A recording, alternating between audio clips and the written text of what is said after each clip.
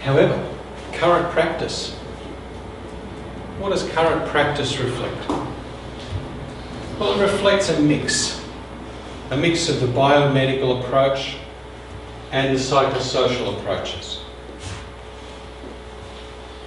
So we've got John Locke's view, where the person is only present if they can think and remember, learn,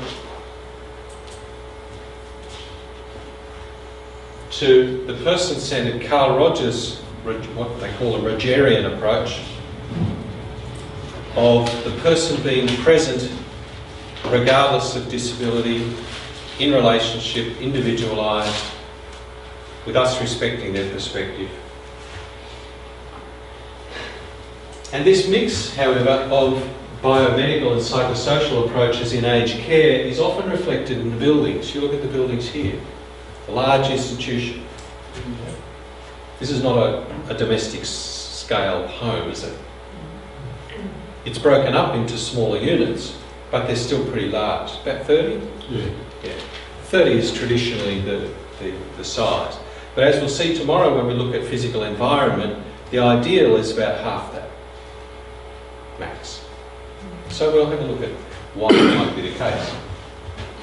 But it is often reflected in the buildings. Now, the biomedical past, our history, is reflected in uniforms, nurses' station, medication trolleys, sounds, call bells, announcements, public address system.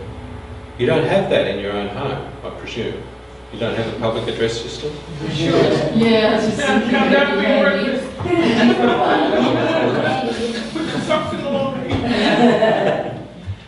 And we don't have a lot of those institutional trappings that signal that this place is not my home. So it's a hospital style, often, that's reflected in the architecture and in the design. Or it might be a hotel style, where there is a sense of customer service, where there are levels of care tied to private payment, or there might be menus available, all of which is reflective of a hotel hospitality style of care. And that's certainly the case in some aged care homes. Or it might be a domestic scale, small scale, informal, no uniforms, where relationship quality is more important than the particular role designation.